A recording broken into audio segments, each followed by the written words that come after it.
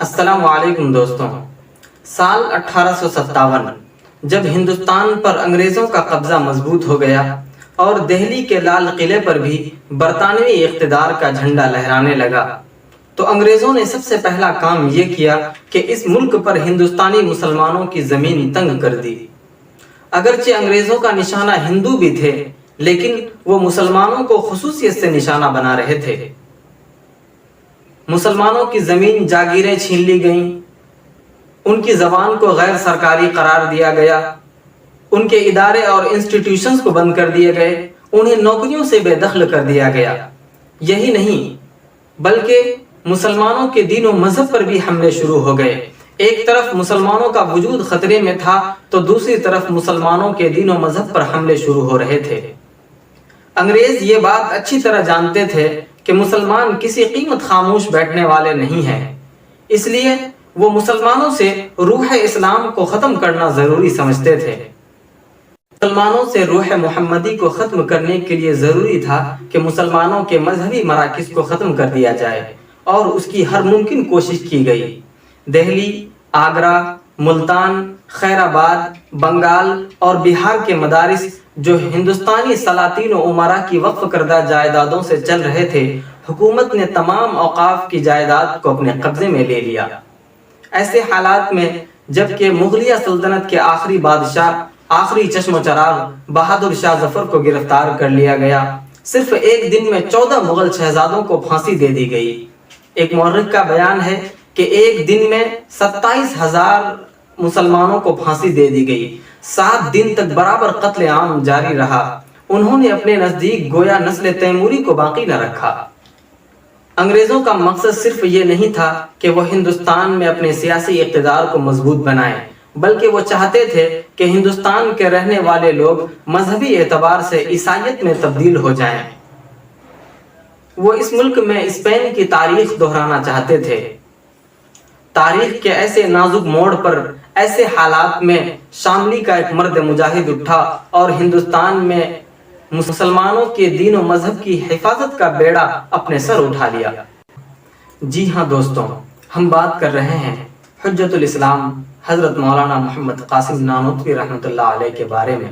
چنانچہ حضرت نانوتوی نے محسوس کیا کہ اب ہندوستان میں مسلمانوں کی اقتدار کا سورج غروب ہو ہی چکا ہے، کہیں ایسا نہ ہو کہ وہ ایمان کی دولت سے بھی محروم ہو جائیں اور اس سرزمین کا رشتہ نبی عربی صلی اللہ علیہ وسلم سے کٹ جائے۔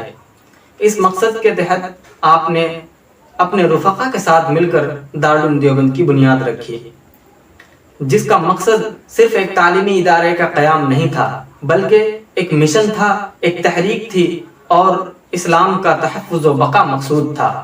چونکہ اس مدرسے کو، اس ادارے کو حکومت کی نظر سے بچانا ضروری تھا، اس لیے دہلی کے بجائے دیوبند نامی قصبے میں اس کی بنیاد رکھی گئی۔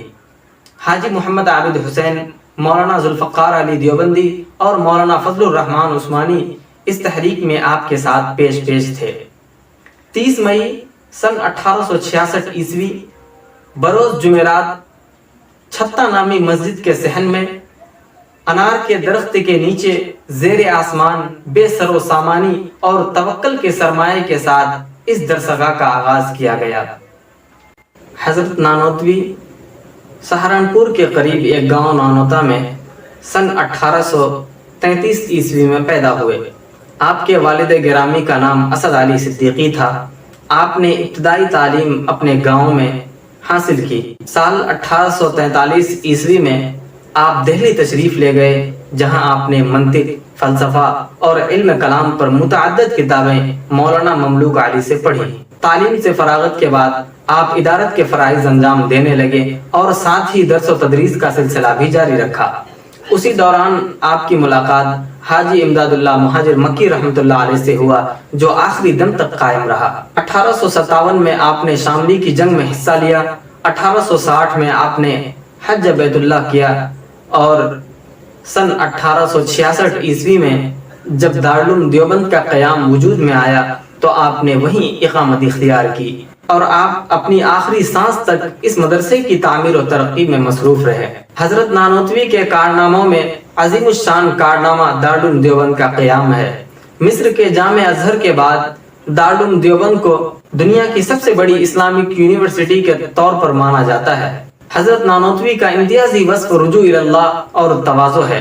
आप एक अजीम मुजाहिद, बेहतरीन मुसन्निफ, बेबाक खतीब और बेमिसाल उस्ताद व मुरब्बी होने के साथ साथ खुलूस-उल-इल्लाहियत की वजह से सल्फ़ सालिहीन की जीती जागती तस्वीर थे।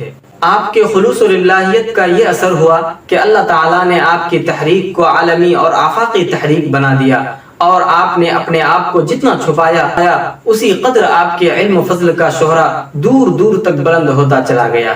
साल 1880 ईस्वी में हजरत नानोतवी रहमतुल्लाह अलैह महज 47 साल की उम्र में मालिक हकीकी से जा मिले।